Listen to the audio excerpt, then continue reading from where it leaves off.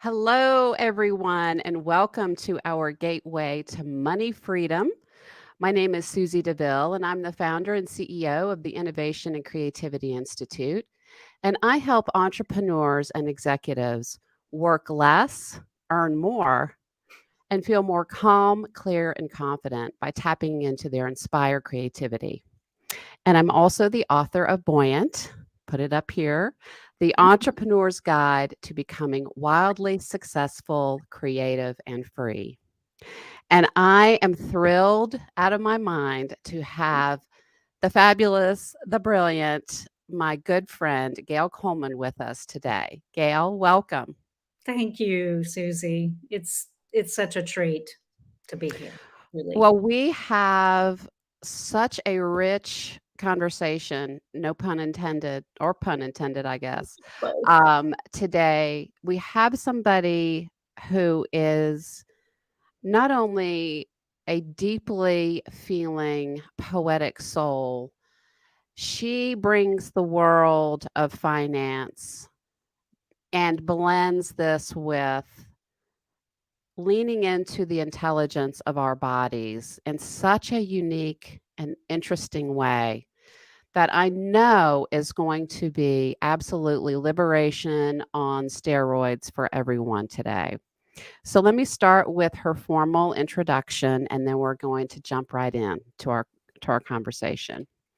Gayle Colman is a certified financial planner, coach, writer, entrepreneur, and financial advisor with more than 35 years of professional experience.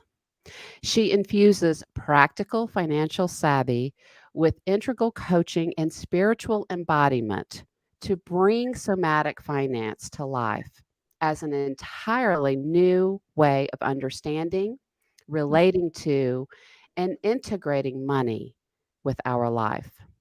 Her book, the Body of Money, a self help guide to creating sustainable wealth through the innate intelligence of the human body, will be published on February 7th and is available for pre order now. Mm, Welcome again, Miss Gayle. Thank you. Thank you. So let's start with helping people understand just the lay of the land, a basic definition of what somatic finance actually means. Somatic finance is bringing together our body and money in the simplest ways. Somatic is a Greek term meaning soma, and it's of the body. Finance is related to money. And those two, I'll say, concepts have been quite separate in the world of money and managing and being with money and the relationship with money. And so it's new territory. And that's really what somatic finance offers every individual who has a body. How is that then our gateway to money freedom, understanding and leaning into this knowledge? Yeah, I appreciate you using the word understanding because understanding is is important. It's the cognitive line of development, and we typically understand something and then we think we know it. And from one vantage point, yes, we do know it. But from an embodied vantage point, from a heart knowing, we don't know it. So the the gateway is really moving from understanding to practice to a visceral heart knowing of what I call sufficiency. So there are many points of light, I'll say, in the body of money that uh, will will meet different readers in different places. And when I sat back and I said, what is the most essential point? And it is our own visceral, heartfelt knowing of being sufficient of in this moment, I am okay. And how do I know I'm okay? How am I sufficient? It's not anything that has to do with our external circumstances. Mhm. Is always that pristine, elegant nowness knowing of in this moment I am okay. And stringing together those moments. So right now is a moment that you and I and listeners and watchers can actually sit, so like be present, feel our bottom on the chair, feel the envelope of our skin, notice the sensations that are going on inside of our body. We can just tap into those and recognize that right now I'm okay. And that's a felt sense of sufficiency, and it's going to be different for each of us. So what this reminds me of, it's so interesting. I'm traveling back in time Yeah. to about 2010. This was during the middle of my nuclear winter period when my financial life, marital life, Mm, body health all went poof. yeah, And I remember thinking I was on a walk at one of the local soccer fields and I was going around the track. yeah. And my mind was churning a million miles a minute. And I felt such anxiety and such panic Mm, over how am I going to sustain myself? How am I going to get out of this mess that I'm in? This and primarily what I was really concerned about in the moment was the financial mess. mhm. Yeah. And I took myself to this place in my mind, and it was influenced by both Byron Katie and Dr. Martha Beck, what they had taught me. Mm, And that was imagining myself at the absolute worst situation that I could be in. Um, and sort of bringing that picture to mind and sitting with that and asking myself, "Am I okay right now?" beautiful. And this cauldron of hell that I was in, all of a sudden became like, "Yeah, Yeah, actually, I am okay in that horrible, situation that I just conjured up in my mind." And that was such a pivotal moment for me because I thought, I don't know how I'm actually going to solve these problems yet, but I'm not riddled with this brain stopping anxiety, which removes all of my ability to tap into my problem solving, intuition, imagination, to creatively get out of the mess. Now I'm like, okay, well, it's not my favorite thing, granted, right. but it's very much survivable and I'm okay. Mm. What a beautiful, beautiful story and example. And what I love about what you said is that, your mind is going everywhere, doing its job. That's what our head center, I like to call that the archetype of the academic, does. And it's important. It's great visionary planner, strategic thinker. And what I hear you practiced and so skillfully was, um, creating space. Like, instead of being stuck in your brain, your mind, you drop down into your body and you felt into, "Am I okay?" And that created that space that allowed for you to relax. And when we relax, then that opens up the intuition possibilities. We're not gripped by, "Oh my god, I'm gonna die." Right. I'm gonna be living in a van down by the river.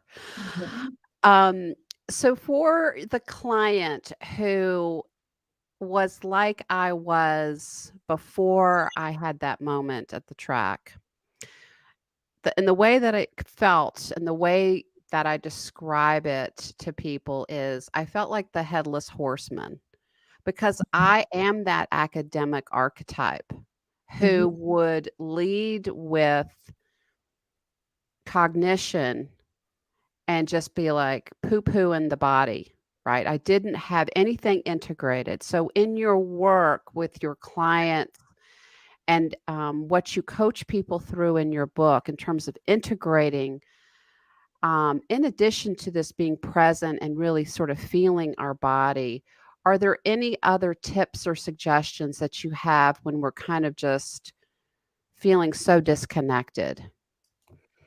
Oh, yes. I mean, feeling disconnected if you're in a state of like, I need to, breathe and breathe down into your belly. Take your arms and pat your legs and your arms. Just give yourself a moment to recognize that you have a body. Mm. It's very simple, and it may sound like that's ridiculously stupid. I mean, wow, what, you're still gonna have your thoughts. You're still going to have the situation. But we're trying to shift from that fear, which is really to a sense of more possibility, um, Mhm. space, when I'm coaching, we're going right where the the client, the person that I'm speaking to is experiencing in that moment. And when we give attention to what's currently here and appreciate um, this experience, things soften. It's a natural opening. So, for example, when you were talking about being, very the academic, and you're thinking, and you couldn't access, um, it's a practice. It's a first a recognition and understanding, and then just committing to, or being open to experiencing more than just what the academic can offer. So the other two archetypes are the way of the philanthropist, which is our Mm. heart center, and the way of the capitalist, which is our belly center. And so we want to balance all three archetypes because we are all three of them. And in different situations, we want to give preference to one or the other because that's what the situation calls for. But we're always in moving through the heart, or bringing the integration of what our knowledge offers us and what our strength and creativity offers us, moving through generative, moving from sufficiency to generosity. That's the movement of the way of the philanthropist. So, what happens to us when we're caught in this habit of scarcity thinking, and how do we get get out of that rut? Yeah, that's um, that's for all of us. All of us have some form of scarcity thinking. We've got what I call, limiting money beliefs, um, money messages that, we've either grown up with, society has provided us, we've had our own experiences. So it is important to explore that cognitively. It's important to understand what those messages are, and there are many activities that you can engage in to discover those uh, money messages. It's, I have to work hard for a living. Money is bad. I mean, there's a bazillion of them, and those when we are in that moment of scarcity, it's really important to, locate, where is that scarcity? Where's that fear? Typically in our we hold fear in our belly, in our hands, or, and sometimes in different parts of, our upper back. But it's everyone's different. And so it's your own exploration of like, slowing down and saying, what am I noticing inside of my body? What do I, and giving gentle, kind attention and using breath and movement, hand touch to help us locate that and just simply feeling it. And surprisingly, we we find this uncomfortable, and so we'll pop back out and we'll try to think our way through it. Mm. If we stay with an emotion fully and give it our attention, it moves through us in 60 to 90 seconds. And so, and therein again is that opening. We have felt that unfelt, visceral experience, and then insight emerges. Something new happens. And so we have the scarcity message or belief then begins to round out and fill out, and we understand it. And that helps to clean it up, per se.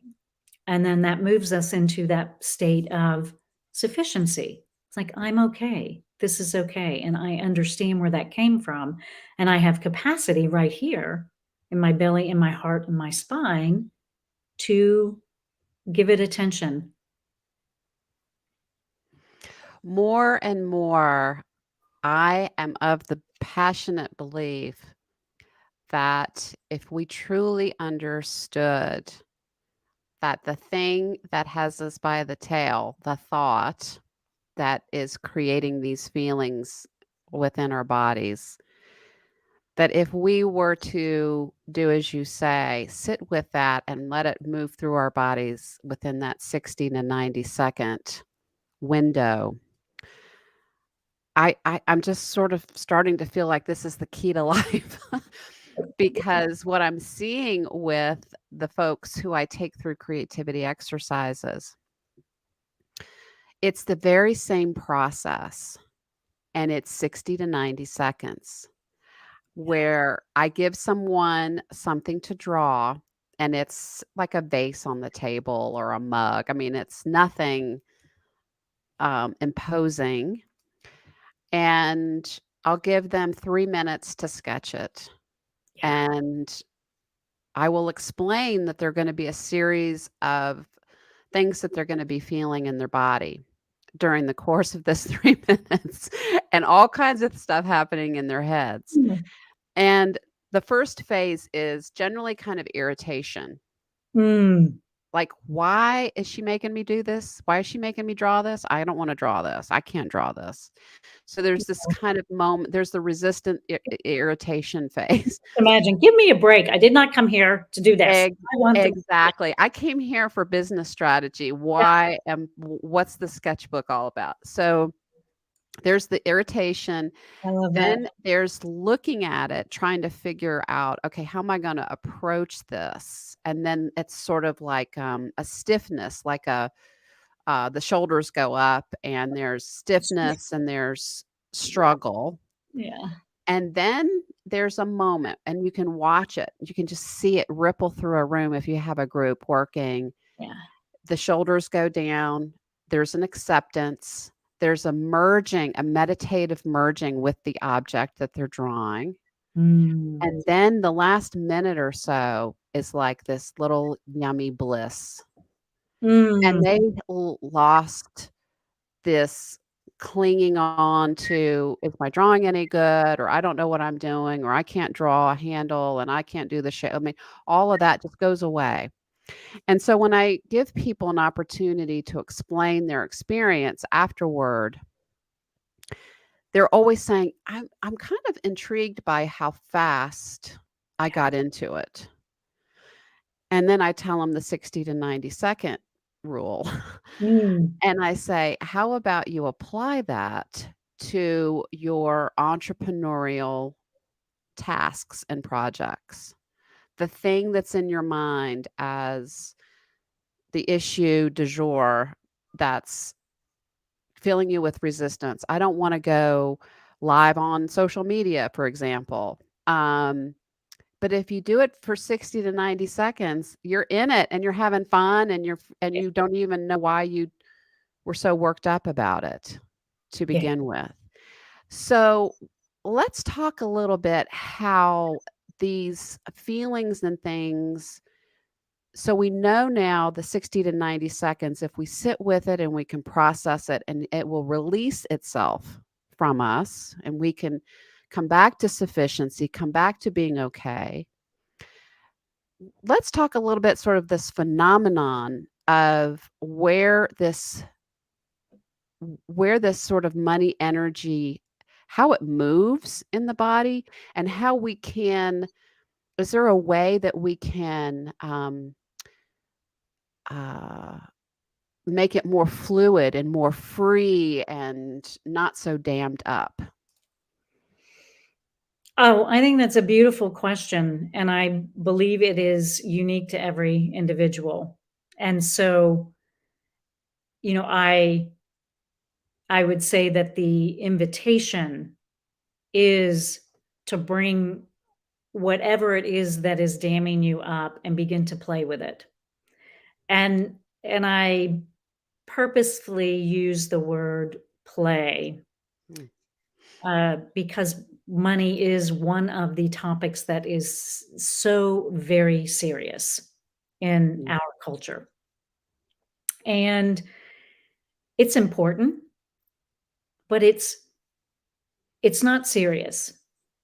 I mean, if we step back, we want to really put our our human life in perspective. I mean, that's another way to create a little bit more space and um, awareness. So if we step back and we say, money is important and it is one aspect of my life, and I'm going to be scared. I'm going to fear is going to move through me because of all of these limiting beliefs and experiences I've had, and perhaps a current money situation. Then um, we want to meet that with not getting rid of this fear, but recognizing that discomfort and whatever I'm going through is going to be a part of my human life, human human condition. And so, do I want to enter this in as a way of this is important and I'm going to be skillful and playful, lighthearted. I'm going to draw as you beautifully offer. Or am I going to grip this and say this is really serious and that's hard and I'm gonna, and those are very two distinct different experiences. Now, just like some of your participants in your work, there could be people listening going, "Oh, give me a break." I'm not sure I understand. Oh, okay. That's my not trying to understand. Well, let me try again, Siri.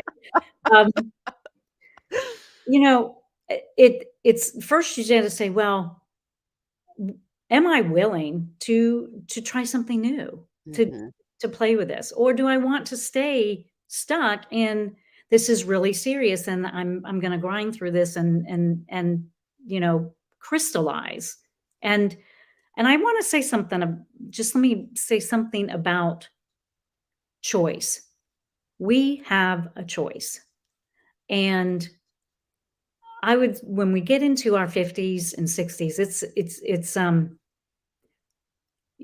choose wisely because if you're choosing constantly to the hard way, victim, would it can become this, crystallized, impenetrable position that's the rest of your life.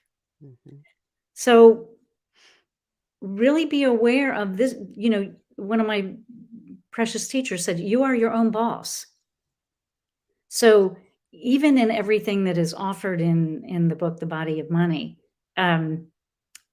everything is a choice to the reader, and it's there are various offerings to look at and to choose.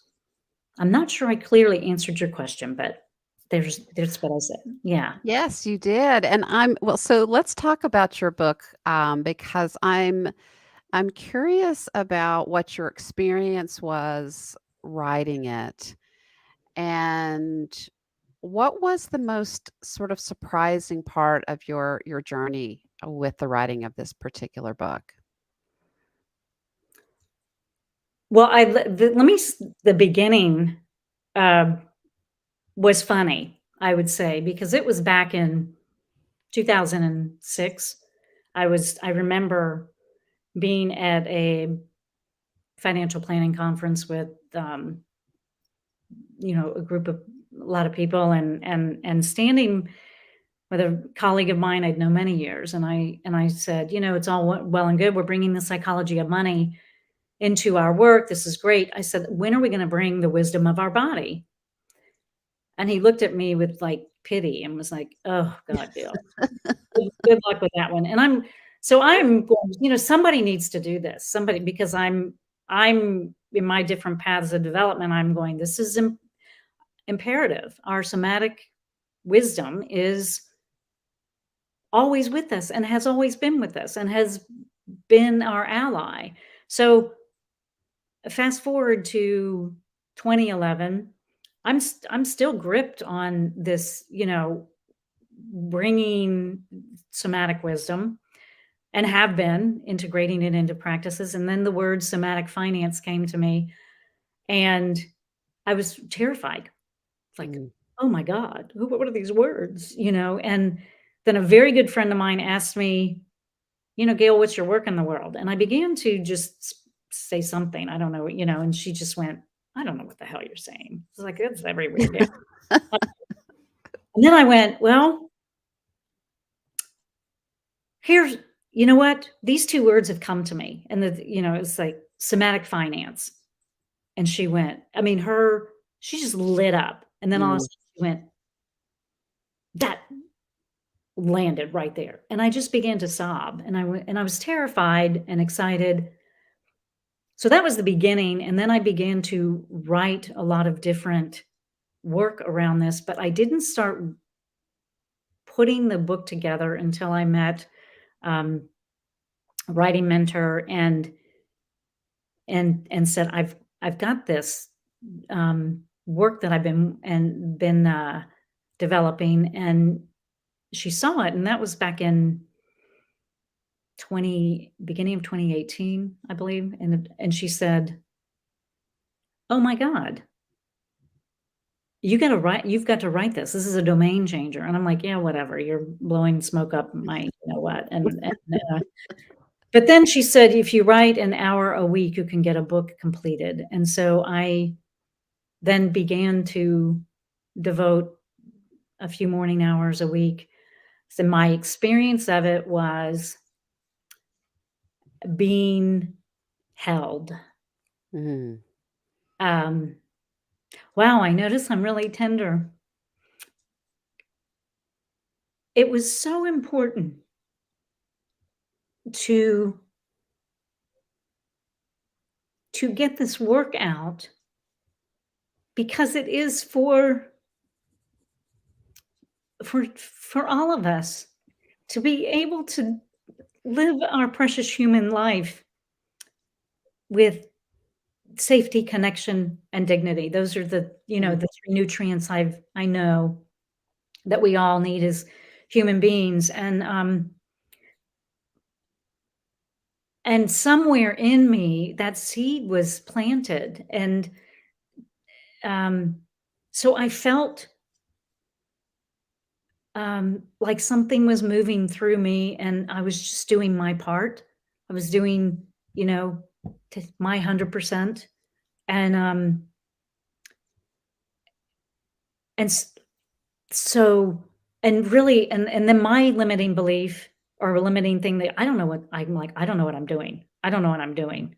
I don't know, So I had all those, lovely voices going through my brain. Luckily, I I have a sufficient amount of practice in me and that I can go, "Oh, hello, hello, there you are again, my friend," and come in to more resourced areas and just and let the chatter go. But so writing was, fluid, uh, devotion. I felt held. I was not alone. Yeah. Thank you for asking. I have, clearly not answered that question before because I went everywhere, but it Well, was yeah. I love the way that you answered it because this is the getting down to the energetic exchange that I'm so wildly excited about getting your book. um, the way that it feels to me is that we're taking such a part of our heart and our soul and the best of our mental abilities and putting it onto this slip of paper and rolling it up and putting it into this bottle and putting the cork stopper in there, and we are chucking it out into the ocean, and we don't know which shores it's going to land on. We don't know the impact it's going to have. We don't know who's going to pluck it out of the water. We don't know what they're going to do with the information as a result. But what we can be pretty darn sure of, based upon my limited experience, is they can feel the reader can feel the intent. Mm, The reader can feel us during this journey, and it's very much a subliminal thing at times. We're not perhaps announcing our feelings on every page, but this that you just described, I am quite certain that when I read it, I'm going to feel this sense of being held too. mm, And I'm going to feel that I'm a part of something that maybe I haven't been able to get my hands around quite yet. And that there's an invitation to sit in a circle mm, and learn something that feels ancient and sacred and incredibly important. mm, And I feel like I have this beautiful Sherpa now who's putting her hand out through this book, who's going to just guide me and mm, invite me to take another step forward, and invite the collective to do the same.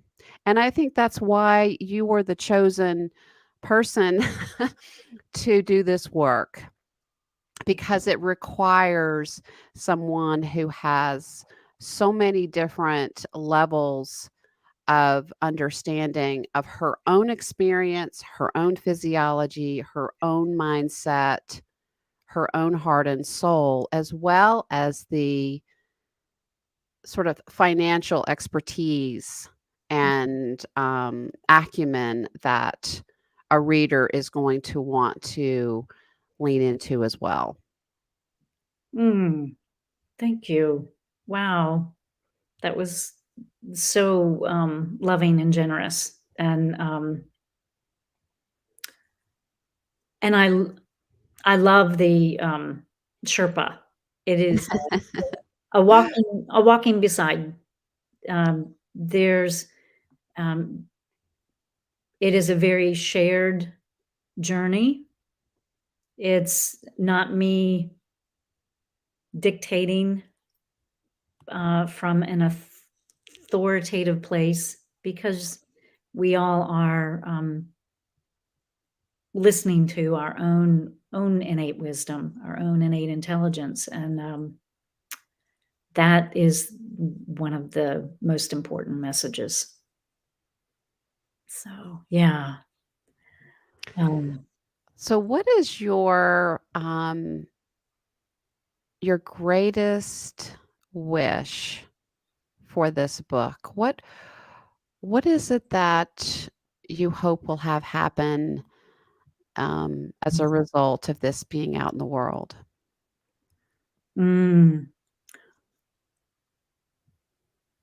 Well, let's just go big. I love, I'd love for there to be,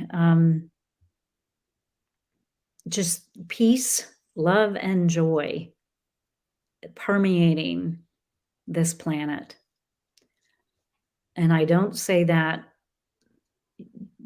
lightly or quip. I believe that if each of us does our part in tapping into the preciousness of this life, which is but a drop in the ocean. It's, you know, we're not here long. Um, that we experience the truth of what a wealthy life is, that is in our connections, it is in the love and our shared humanity, and that we are more alike than not, that this incarnation and the happiness and the well-being that we experience individually is a natural. We want everyone to experience it with us. That's where joy is lives. um so that's what I want. Just peace, love, and joy for every being on this planet. Oh, I love that. Mm. So, for the folks who are sort of off on the sidelines, um, either at the moment while they're listening to us or watching us, or sort of later as your book starts to become more and more widespread and adopted and read and beloved, for the cynical ones Mm. who may believe that this is a bunch of, woo woo, whatever. Um, let's talk a little bit about the science of somatic finance, and let's give those folks something to sink their teeth into also. Beautiful. Well, first I want to say, yay, be a cynic.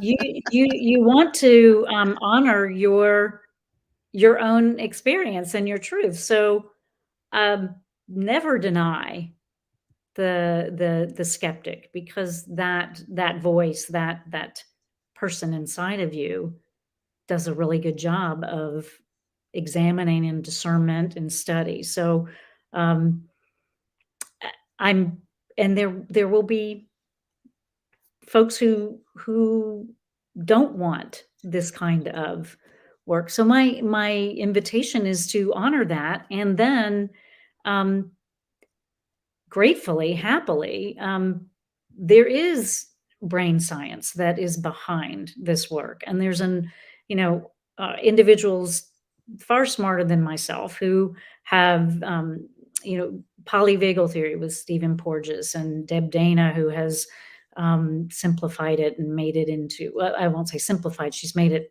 easier to understand. There are many um,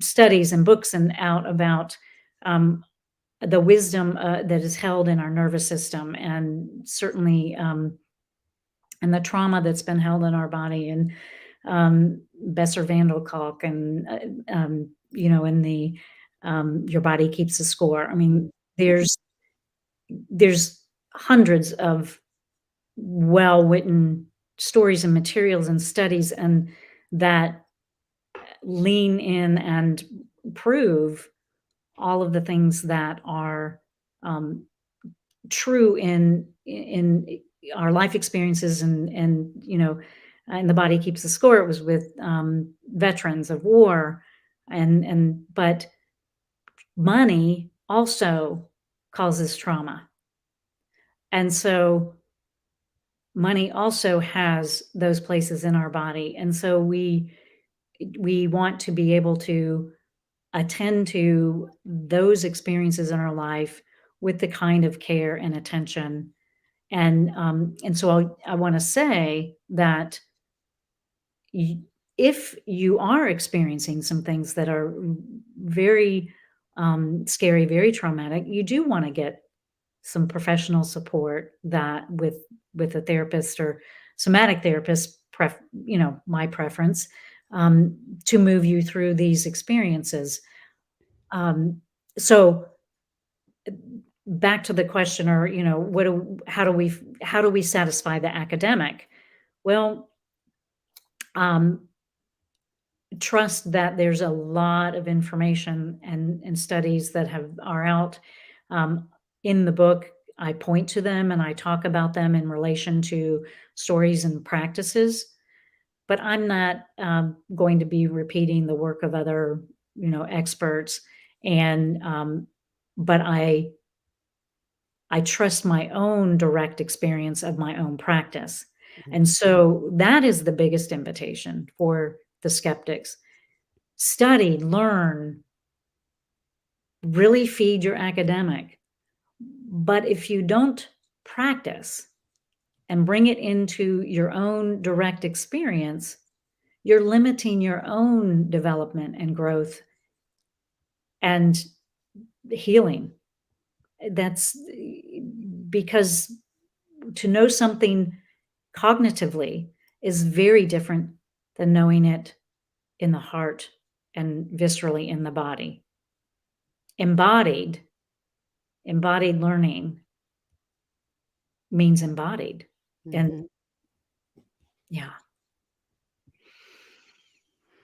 So February 7th Yes. is the day that the book is going to be published and out in the world. And before we went live today, you were just describing to me the choice that you have made with regard to how to approach this window of time between now and February 7th. And Mm. for anyone who is either an author or getting ready to launch a book or getting ready to start a project or has something in the works, that a new website, a new service, a new product that they're getting ready to put out into the world. And perhaps they're breathing into a brown paper bag with Show you fear more. and anxiety and trepidation and concern. And talk to us about how you have decided to view this process and how you're leading yourself through this in a very different way than perhaps most would. Oh gosh, that's well, so that voice of I don't know what I'm doing has has been running quite a bit. I mean, I'm a financial planner, and that's the most of the work and integral coaching, and so this is new, and so the word launch, and I'm going, uh, what is that? And so the generous work of Wiley Publishing, and these are the things to do, and this, and it's a foreign to me, and I'm going, and so I don't know what I'm doing. I don't know what I'm doing. And then when I practice what I bring forward, I'm drop down and I'm like, what's really true? I don't know. Launch, jump. What is So I said, I'm not, this is an offering, Mm, which then settled me back in my body and was like, I can like feel my spine. I can say, I don't know. I can't say, all these people buy it on February 7th and then put a 5-star, on their 5-star rating and tell me how much you love it and get it, whatever. It's, I mean, it's kind of like, this is the panic. This is that mhm, frenetic energy. And I'm like, I don't want that. I don't want to feel that. And I sure as hell don't want readers to feel that. Mhm. So I trust that this work is going out in the world, and whoever is meant to read it and find it will. And they will benefit from something in there. Mhm. And I want to say that I used to only think that practice was important, that the practice was the most important thing, and it is. Um, but the book was much larger. Um, and when I brought it to the publishers, and they said you've got to cut out a number of pages, and it was originally 3 sections: landscape, practice, and fruition. And I struggled with the formatting of the practice section, so I took that out, and lo and behold, that became the perfect size. And then when it was being, um, edited and supported by some other, readers, I got very curious as to whether it would be of benefit if they didn't practice. And I was then just pleasantly, delightedly surprised when these people said, "Wow, I was able to take these concepts and really see and apply them in my life." So that was very, very satisfying, very, very fulfilling, and that's my hope. That is this offering. That let this let this be a friend to you. Mhm. Let this book be a friend to you, um, and allow your body to tell you how you want to engage this work in your life now and until your last breath. Well, um, Gail, before we wrap up, first of all, I want to tell you how much I appreciate your being here today and what a distinct, moving pleasure it has been. Every single time I speak with you, I get another, you know how the the little saying is when XYZ happens, somebody gets their wings. When you speak with Gayle Colman, you get so many new synapses firing. Plus, your heart grows like 3 sizes at the same time. Oh. I would love to invite you to speak a little bit about the work that you are doing with your clients so that folks who are interested in perhaps coaching with you, what that experience, what's available to them. So, it really it depends on what kind of work you're seeking. Um, because in our financial planning firm, obviously those are integral wealth services that include practical financial planning services and, um, with an integral approach that the interior of your financial journey is integrated into that, work. So that's one way. But if you're looking strictly for the interior journey, then I offer integral coaching services and with an integral methodology that I've been deeply trained. And um, those are anywhere from 6 months to a year. And the information can be found on my website, somaticfinance.com. Thank you so much. Um, right now, I am limiting engagements because I'm focused on this book and this offering. And in the future, I'm going to be creating smaller groups to work together, and that's something that I'm looking forward to and excited about.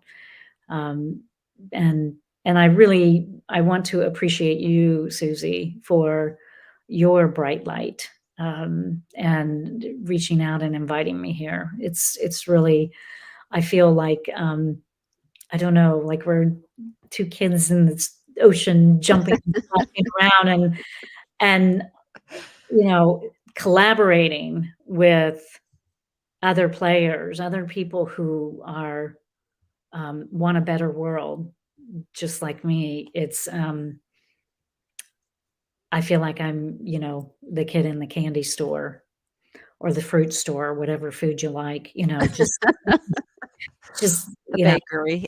bakery. There you go. Oh, God. Yeah. And, yeah, just I wanna say, find your joy and every day and gratitude and lightheartedness. And, yeah, that's, I'm just noticing the warmth in my heart and, just how important it is, these connections that we have. Yeah. Well, it's such an interesting reminder, and powerful lesson for me to hear again over and over. It doesn't escape my fascination that we want to instinctively cling to duty and obligation and responsibility. And we find it kind of second nature to put off joy and play and leaning into what it is that brings us alive and what we love. Yeah. And it's those things that are so much more fun, that are so much more of what it means to be a human and to have such a pleasurable experience on this very short journey. Um, and that's exactly where our path to success and freedom lie. Mm, It's not in the white knuckling, it's not in the efforting, it's not in, the discipline and finding the latest productivity hacks. It is in finding our willingness, mm, to see new possibilities of how to live and be and work, and how to take those moments that fill us with so much happiness and transmute that into work that connects and resonates and changes the world.